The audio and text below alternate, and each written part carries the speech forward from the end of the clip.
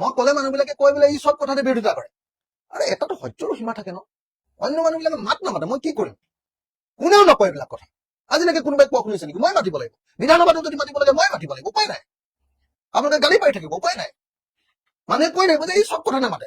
আৰে মই যদি নামাতো, কোনেও নামাতে, তেতিয়াহ'লে কি কৰিম কওক?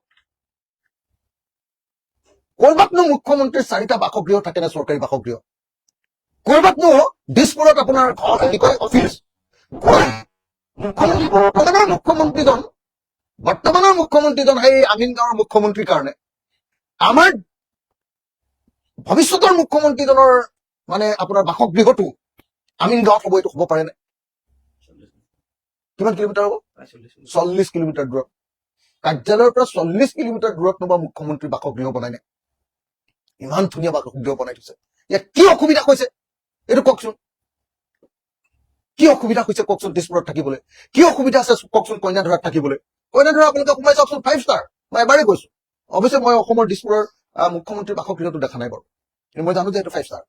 ফটো চটো দেখিছো, ভিডিঅ' দেখিছো, 5 ষ্টাৰ। এইটো দেখা নাই, ব্ৰহ্মপুত্ৰতো দেখা নাই, কাৰণ সৰ্বানন্দ সোণোৱালকো একদিনো লগ ধৰা নাই, হিমন্ত বিশ্ব শৰ্মাকো একদিনো লগ ধৰা নাই, গতিকে এইকেইটা দেখা নাই। কইনাধৰালৈ এবাৰেই গৈছো, কইনাধৰালৈ এবাৰেই গৈছো। গতিকে মই আপোনালোকক এই কথাটো কলো যে অনতিবিলম্বে অসমৰ মুখ্যমন্ত্ৰী এই হঠকাৰী সম্ৰাট নিৰু আৰু কি কয়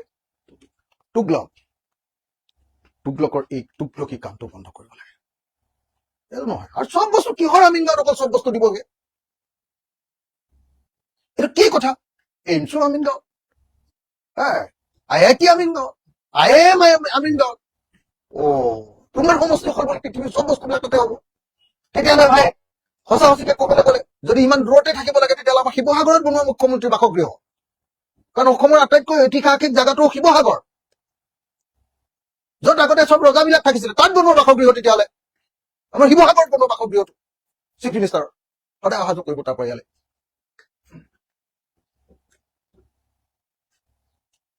চাওকচোন আপোনালোকে, এই মুখ্যমন্ত্ৰীজনে 24 ঘণ্টা দুটা বস্তু চৰকাৰী টকাৰে লৈ ফুৰে। 24 ঘণ্টা। যিমান গাড়ী আছেতো গাড়ীয়ে তেওঁ নিজৰ লগত, চববিলাকতো দামী গাড়ী, সেইটো বাদ দিয়ক। 24 ঘণ্টা অসমৰ মুখ্যমন্ত্ৰীৰ কাৰণে এখন হেলিকপ্টাৰ বুক থাকে, আৰু 24 ঘণ্টা অসমৰ মুখ্যমন্ত্ৰীৰ কাৰণে এখন সৰু চাৰ্টাৰ ফ্লাইট। এদিন আমি যোৰহাটত হেলিকপ্টাৰ লৈ নামিছিলো এই যোৱাবাৰ। তাৰপিছত মোক তাৰ বিমান কি কয় এয়াৰপৰ্টৰ মানুহে দেখুৱাই দিছে যে CM আহিছে নহয়, গম পাইছা? বোলো মই নাজানো নহয়, এনেকৈ ক'লে এইখন তেখেতৰ প্ৰাইভেট মানে চৰকাৰী মানে ব্যক্তিগতভাৱে সদায় লৈ ফুৰা চাৰ্টাৰ ফ্লাইট। মই সৰু ধৰণৰ এখন ধুনীয়া এৰোপ্লেন। 24 ঘণ্টা অসমৰ মুখ্যমন্ত্ৰীয়ে ৰাইজৰ ধাৰ লোৱা টকাৰে এখন হেলিকপ্টাৰ চলায়, এখন চাৰ্টাৰ ফ্লাইট চলায়। তাৰমানে ইয়াৰ পৰা যেতিয়া যোৰহাট যাব, যোৰহাটলৈ তেওঁ হেলিকপ্টাৰ নাযায়, মৰাৰ ভয় আছে। তেওঁ প্ৰথমতে চাৰ্টাৰ ফ্লাইট যাব, যোৰহাটৰ পৰা অকণমান 1 কিলোমিটাৰ দূৰ, 10 কিলোমিটাৰ দূৰলৈ আকৌ হেলিকপ্টাৰখন লৈ যাব। আপোনালোকৰ নিশ্চয় মনত আছে, মুখ্যমন্ত্ৰী বিয়া খাবলৈ আমাৰ সোণাপুৰলৈ, ক্ষেত্ৰীলৈ, আমাৰ হেৰিয়াৰ বিয়া, কি নাম আছিলে বিধায়ক আমাৰ এই ইছান টিভিৰ হেৰি যে সিদ্ধাৰ্থ ভট্টাচাৰ্যৰ ছোৱালী বিয়া খাবলৈ এইডোখৰৰ পৰা, এই পশু চিকিৎসালয়ৰ ফিল্ডখনৰ পৰা ক্ষেত্ৰীলৈকে যে হেলিকপ্টাৰ লৈ গৈছিলো, মনত আছেনে আপোনালোকৰ? এইটো ভোগ ভাই, ইমান টকা ধাৰ লৈ 2,30,000 কোটি টকা হ'ব অহা 31 মাৰ্চ 2026-ত 2,20,000 পৰা 30,000 ভিতৰত হ'ব। চাই থাকক, 2,20,000 পৰা 30,000 কোটি টকা কি ধাৰ আছিলে। কিমান তেওঁলোকৰ 42,000 কোটি টকা, 1,80,000 90,000 কোটি টকা তেওঁলোকৰ 10 বছৰ ধাৰ হ'ব এতিয়া। তাৰপিছত ইটোকে ভঙাটোকে ভাঙিছে, গঢ়াটোকে গঢ়িছে। হেৰো বাপৰে, ৰাজ্যপালৰ দুটা হৈ গ'ল নহয় এতিয়া, ৰাজ্যপালৰ দুটা এতিয়া। ভেলি ভিউখনো ধুনীয়াকে বনালে, আকৌ আগৰটোতো আছেই ৰাজমহল। ভাল বেলেগৰ টকাৰে উপভোগ কৰা, একদম অসমৰ টকা লুটি পুটি পুৰা উপভোগ কৰা।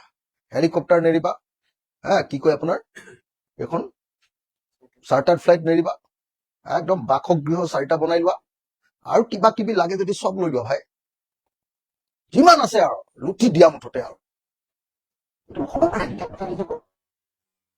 বৰ্তমানৰ মুখ্যমন্ত্ৰীগৰাকী তাৰমানে এইটো চিয়ৰ নেকি মানে তেওঁ আকৌ এবাৰ মুখ্যমন্ত্ৰী হৈ কেনে আকৌ 4 নম্বৰটো বনাবলৈ গৈ আছে তেওঁ ফুল চিয়ৰ নেকি মানে তেওঁ আকৌ চিএম হ'ব মানে তেওঁ নিজৰ ভিতৰত চাগে তেনেকুৱা ধৰণৰ এটা হেৰি আছে যে যদি তেওঁ ভাবে যে নহয় যদি মানে এইবাৰ মই হাৰো আমাৰ তাত বাসগৃহটো বনাই থওঁ তেতিয়া মুখ্যমন্ত্ৰীজনক নতুন মুখ্যমন্ত্ৰীজনক প্ৰেছাৰত ৰাখিব পাৰিম তেনেকুৱা চাগে নিজৰ সমষ্টিত সেইকাৰণে বনাই লৈছে সেইকাৰণে নিজৰ সমষ্টিত বনাবলৈ খুজিছে তেওঁ আকৌ এবাৰ চিএম হ'ব সেইকাৰণে বনাই আকৌ এবাৰ চিএম হ'ব জানো বাৰু কওকচোন আপোনালোকে যিটো মানুহে অসমখন মোটামুটি ধ্বংস কৰি দিলে যিটো মানুহে জীৱনত প্ৰথমবাৰৰ কাৰণে বিদেশী অসমলৈ আনিমেই বুলি ক'ব পাৰো বিদেশী অসমলৈ আনিমেই বুলি কয় নে নকয় হিন্দু বিদেশী চবকে অনাটো আমাৰ দায়িত্ব এনেকে কয় নে নাই সেই মানুহটোৱে যদি আকৌ এবাৰ চৰকাৰ হয় যিটো মানুহে অসমৰ ইতিহাসৰ আটাইতকৈ বেছিকে ধাৰ লৈ অসমখন ৰাজ্যখন ডুবাই থৈ গ'ল যিটো মানুহৰ উন্নয়ন মানে হল অভাৰব্ৰিজ উন্নয়ন মানে হল এই ব্ৰহ্মপুত্ৰৰ কিনাৰত অমিত শ্বাহৰ পৰিয়ালক আপোনাৰ পাৰ্ক বনাবলৈ ঠিকা আৰু উন্নয়ন মানে হল যাতে কমিশ্যনটো খুব ভাল পায় তাৰ কাৰণে এইকেইটা 3টা ঠিকাদাৰ আছে নহয় 3টাই ঠিকাদাৰ অসমত এটা হল কি শৰ্মা এইটো অনুপম শৰ্মা 2 নম্বৰটো অনিল দাস আৰু 3 নম্বৰটো সিংঘি কি সিংঘি এইটো অশোক সিংঘি এই 3টাক দি সেই যে মেডিকেল কলেজ এইবিলাক যে বনাই আছে বেলেগ একো নহয় এই যে হাইকোৰ্টটো ইয়াৰ পৰা স্থানান্তৰিত কৰিছে কেলে 20% পায় 20% কমিশ্যন 20% কমিশ্যন পায় অভাৰব্ৰিজ বনালে বোলে 20% কমিশ্যন ডাঙৰ ডাঙৰ বিল্ডিঙত বোলে এই ডাঙৰ ডাঙৰ ঠিকাদাৰ কেইটাৰ পৰা বোলে একদম মানে গোটেই পইচাই পায় আৰু যিমান লাভ হয় তাৰ আধা গতিকে দিয়া ধাৰ লোৱা আৰু আগৰ বিল্ডিং ভাঙা নতুন বিল্ডিং বনোৱা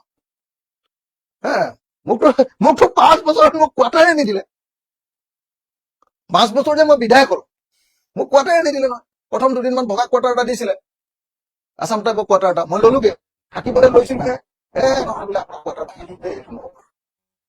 এইটো কোৱাৰ্টাৰে নাই 5 বছৰ শেষেই হল আৰু নিৰামীয়া বৈঠকত এতিয়া আলফালে হুংকাৰ দিছে যে দিছপুৰ দখল কৰিব মানে মইতো একদম খোলা খুলিকে কওঁ দেই 2টা বস্তুক একদম অসমৰ পৰা একদম বৰ্জন কৰিব লাগে এটা হল এই মিয়াৰ পাৰ্টিৰ চৰ্দাৰ আজমল আৰু আনটো হল হিন্দু বাংলাদেশীৰ চৰ্দাৰ হিমন্ত বিশ্ব শৰ্মা এই 2টা মানুহক যদি এটা হল হিন্দু সাম্প্ৰদায়িক দলৰ চৰ্দাৰ হিমন্ত বিশ্ব শৰ্মা আৰু এজন হল মুছলমান 2টা মানুহে গণ্ডগোলীয়া মুছলমান সাম্প্ৰদায়িক দলৰ চৰ্দাৰ বদৰুদ্দিন আজমল এই 2টা মানুহ যেতিয়ালৈকে থাকিব মই আকৌ কৈছো হিন্দু সাম্প্ৰদায়িক মৌলবাদী দলৰ চৰ্দাৰ হল হিমন্ত বিশ্ব শৰ্মা মুছলমান সাম্প্ৰদায়িক দলৰ চৰ্দাৰ হল বদৰুদ্দিন আজমল এই 2জন মানুহক যেতিয়ালৈকে অসমৰ ৰাজনীতিৰ পৰা বিদায় দিব নোৱাৰিম আমাৰ ডেভেলপমেন্টৰ কথা পতাৰ একো নাই আৰু খালি অকল কিবা এটা হলে মিয়া মিয়া মিয়া মিয়া বুলি কৈয়ে গোটেই পৃথিৱীখন শেষ কৰি পেলাব এতিয়া বেলেগ কথা পাতিবই নোৱাৰি কোনো কথা পতাৰ কোনো অসমত পৰিৱেশ নাই কিবা এটা কথা পতা তুমি আৰম্ভ কৰিবা যে ইমান ধাৰ ললা এই ধাৰ লৈ কি ডেভেলপমেন্ট কৰিলা এইটো ওপৰত চৰ্চা নহয় ন কব যে ই মিয়াৰ সমৰ্থক আলোচনাটো অকল মিয়াহে এআইডিএফৰ মানুহকেইটাক কৈ দিয়ে এনেকুৱা চাবজেক্টটো উলিয়াই দিয়া আমি মিয়া মিয়াপুৰ আছো তেতিয়া এআইডিএফৰ মানুহকেইটাক ফূৰ্তি পায় বিধানসভাখন একদম মেনেজ আপোনালোকে জানে নিশ্চয় মেনেজ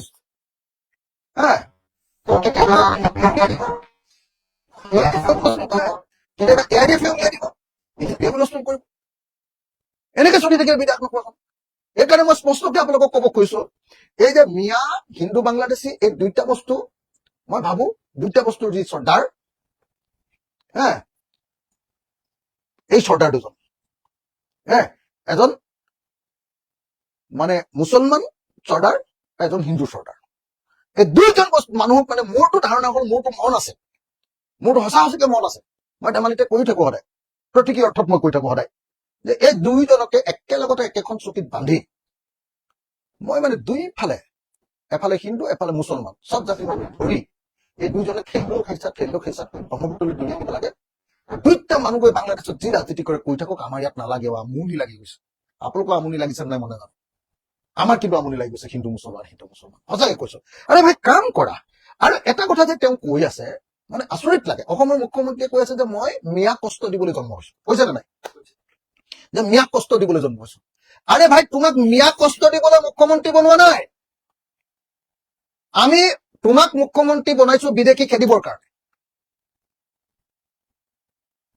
অকল মিয়াক মই জানো এই নিউজ লাইফে এই মাত্ৰ যে মই বাক্যটো কলো সেই বাক্যটোকে তেওঁলোকে পিছৰখিনি নকৈ আগৰখিনি দেখুৱাই থাকিব যে অকল মিয়াক খেদিবৰ কাৰণে মুখ্যমন্ত্ৰী বনোৱা নাই বুলি যে কৈ আছিলে সেই বাক্যটোকে আজি সেই আকৌ আকৌ মানে মিয়াৰ পক্ষত কথা ক'লা বুলি চাবচোন মই পিছৰ একেটা বাক্যতে একেটা বস্তু আছিলে মোৰ কথা বাক্যটো আকৌ এবাৰ কৈ দিছো নিউজ লাইফে যে ক'ব সেইকাৰণে আমাৰ লাইভত দি থ দেই এইবাৰ আজি নিউজটো দিলে মানে মই আকৌ সেইটো বজাই দিব লাগিব দেই একদম লাইভত দি থৈছো নে ভাইটি লাইভত দি থ নহলে একদম নিউজ লাইফে এইটো ক'বগৈ এতিয়া একদম প্ৰথম সেইখনকে কাটিব অকল সেইখন কাটিব গোটেই বাক্যবিলাকৰ পৰা মানে বাক্যটো আধা সেইডোখৰ কাটি সেইডোখৰ দিবগে সেইকাৰণে মই স্পষ্টকে আপোনালোকক কৈ থৈছো একদম ক্লিয়াৰলি একদম লোক ঢাক নোহোৱাকে আমি অসমৰ মুখ্যমন্ত্ৰী হিচাপে বিজেপি শাসনলৈ আনিছিলো বিদেশী খেদিবৰ কাৰণে এতিয়া তেওঁ বিদেশী খেদিব নোৱাৰে বিদেশী খেদিলে তেওঁৰ 10 বছৰীয়া কাৰ্যকালত তেওঁলোকৰ বিজেপিৰ 10 বছৰীয়া কাৰ্যকালত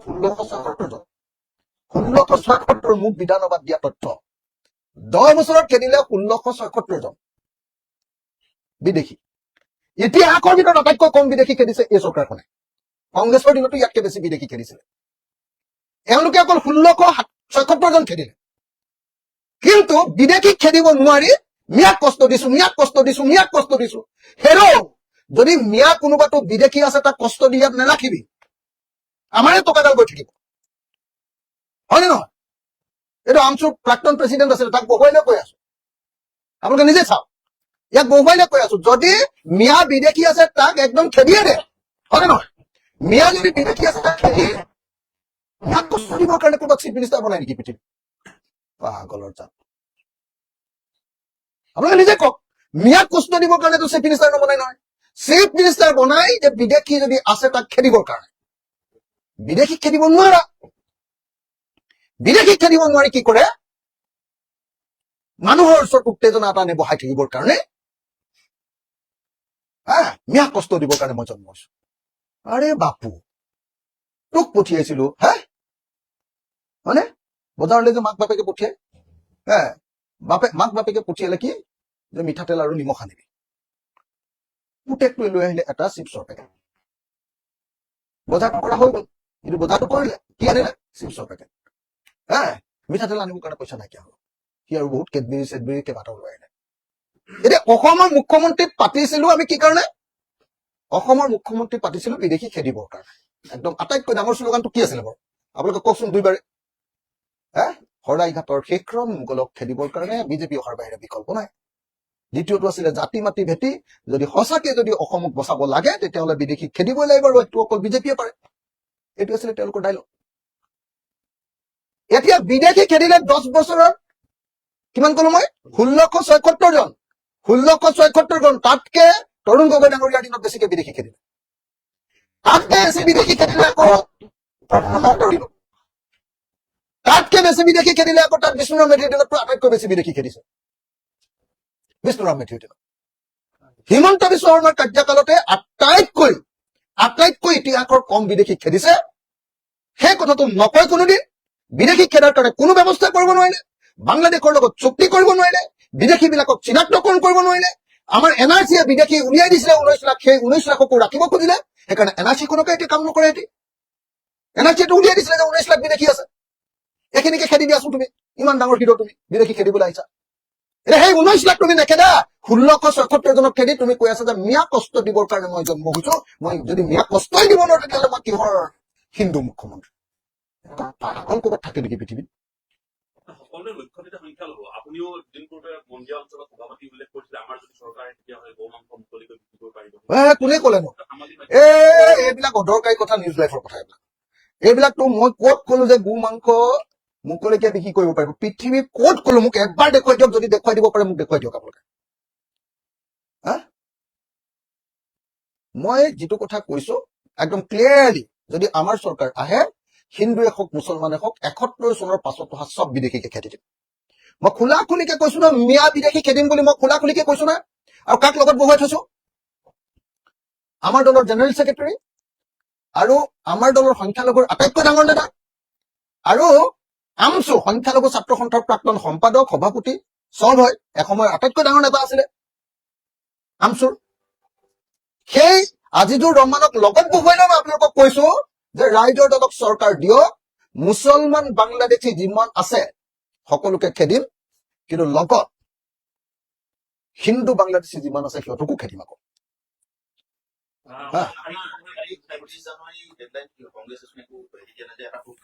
একচুৱেলি সেইটো বিষয়ৰ ওপৰত আজি আচলতে সেইটো বিষয়ৰ ওপৰত আজি আচলতে সংবাদ মেলে আছিলে আমাৰ পাৰ্টি অফিচত, কিন্তু আপোনালোকে ইয়ালৈ গুচি আহিলে কাৰণে এতিয়া তাত আমাৰ অতিথিসকলে সংবাদ মেলখন দি আছে, সেইটো বিষয়ৰ ওপৰত দিছে চাগে এতিয়ালৈ।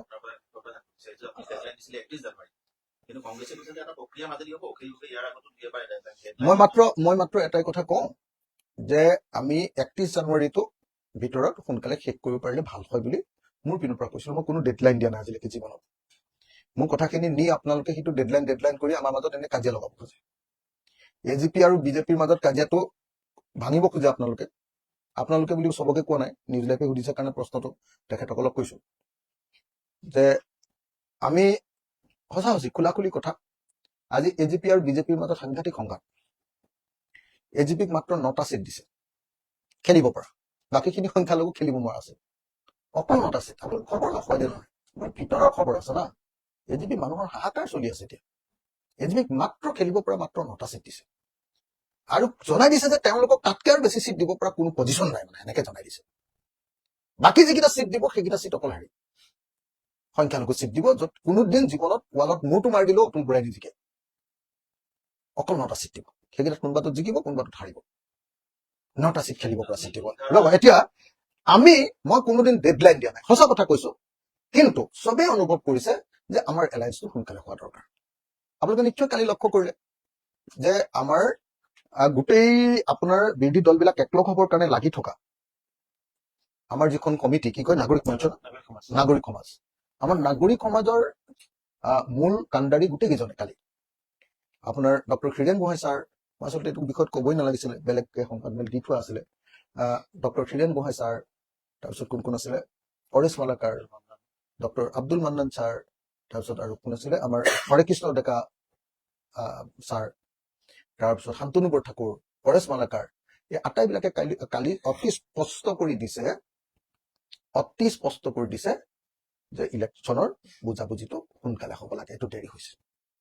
অদীপ ফুকন দাদা, DY 365ৰ editor in chief Adip Phukan দাদাই এইটো কৈ দিছে যে 31 জানুৱাৰীৰ ভিতৰত যদি এলায়েন্স নকৰে বিৰোধীয়ে, তাৰপিছত আৰু এলায়েন্স কৰিবলৈ সময় কোনো নাই, তাৰপিছত এলায়েন্স কৰি লাভ নহ'ব, সোনকালে কৰি পেলাব। অখিল ৰঞ্জন, মই সঁচাকে কৈছো যে যিমান পাৰি সোনকালে কৰক, মই আনকি তাৰিখ এটাও ধৰি দিয়া নাই। মই কৈছো যে যিমান পাৰি সোনকালে কৰক, তেতিয়াহে আমাৰ ভাল হ'ব, খুব ভাল হ'ব। তেতিয়া আমি একেলগতে যুঁজিব লাগে। যেনেকে ধৰক আমি এতিয়া এই যিটো ভোট চুৰি কাণ্ড, সেইটোত আমি যদি একেলগতে ঘূৰি দিলোহেঁতেন কিমান ধুনীয়া কাম হ'লহেঁতেন। একেলগতে যদি আন্দোলন গঢ়ি তুলিলোহেঁতেন, অসমৰ মানুহৰ গণতান্ত্ৰিক অধিকাৰটো কাটি নিব কৈছে। সেইকাৰণে মই একদম স্পষ্টকে কৈছো, ডেডলাইন নহয়। কংগ্ৰেছক মই আকৌ এবাৰ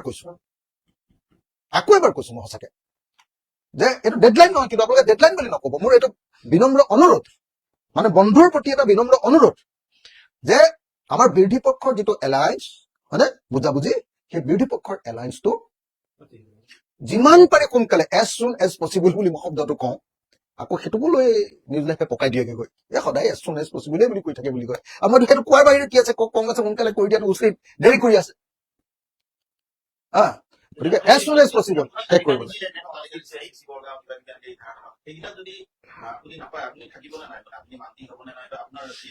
মই মানে সংখ্যাটোৰ কথাটো আপোনালোকক ক'বলৈ বেয়া পাইছো, 31 জানুৱাৰীৰ পাছত সংখ্যাটোৰ কথাটো কৈ দিম। আমাৰ সেইদিনা আমাৰ ভাস্কুদি শইকীয়া, ৰাছেল হুছেইনহঁতে স্পষ্ট কৰি দিছে, আমাৰ পিনৰ পৰা স্পষ্ট কৰি দিছে যে 31 জানুৱাৰীৰ ভিতৰত আমাৰ যদি এলায়েন্সটো নহয়, তেতিয়াহ'লে আমি যে খুব কম চিটত খেলিব বিচাৰি আছো, আৰু যিকেইটা চিটত আমি জিকিব পাৰিম তেনেকুৱা চিটতে যে খেলিব বিচাৰিছো, আৰু এইকেইটা চিট দিলে যে আমি এলায়েন্সৰ প্ৰতি যে সঁচা সঁচিকে জিকিলৈ অৱদান দিয়া হ'ব, সেই কথাটো সেইদিনা ভাস্কুদি শইকীয়াহঁতে কৈছিলে, আৰু কৈছিলে যে 31 জানুৱাৰীৰ ভিতৰত আমাৰ যদি এলায়েন্স হৈ যায় তেতিয়াহ'লে ঠিকে আছে, হৈ গ'ল। 31 জানুৱাৰীৰ ভিতৰত যদি নহয়, তেতিয়াহ'লে আমি যিকেইটা অতি কম সংখ্যা যে বিচাৰিছো সেইটো ৰাইজক জনাম বুলি সেইদিনা ভাস্কুদি শইকীয়াই কৈছিলে, হয় নাই? 31 তাৰিখলৈকে ৰওক, মই আপোনালোকক ফুল তালিকাখন দি দিম আমি কোনকেইটা সমষ্টি বিচাৰিছো। একদম কম সংখ্যা, আমি গোটেই অসমতে আজিৰ দিনটোত অপজিশ্যনৰ ভিতৰত আপোনালোকে সকলোৱে জানে আমি ছেকেণ্ড লাৰ্জেষ্ট পলিটিকেল পাৰ্টি, হয় নে নহয় কওক? কংগ্ৰেছৰ পিছত আমি এই সময়ত অসমৰ চাৰিওপিনে পাহাৰতো আমাৰ সংগঠন আছে, বৰাক উপত্যকাতো আমাৰ সংগঠন আছে, নামনি অসমতো আমাৰ সংগঠন আছে, উজনিতো আছে। উজনিতো আমাৰ মেইন ঘাটি, মধ্য অসমখন আমাৰ মেইন ঘাটি। উজনিত একদম গোটেই উজনিত আপোনালোকে যিমানে যি নকওক লাগিলে চবে হুলস্থুল কৰি আছে, অখিল গগৈ হাৰিব, অখিল গগৈ হাৰিব। মইতো অসমৰ মুখ্যমন্ত্ৰীক চেলেঞ্জ কৰি আছো না। মানে সেইখনে হা। চূড়ান্ত তালিকা হ'ব 31 তাৰিখে একদম 31 তাৰিখে মানে আমি জিকিব পৰা সমষ্টিকেইটাৰ তালিকা দি দিছো। তাত সংখ্যালঘু চিটো আছে, কিন্তু সংখ্যাগুৰু চিট বহুত বেছি।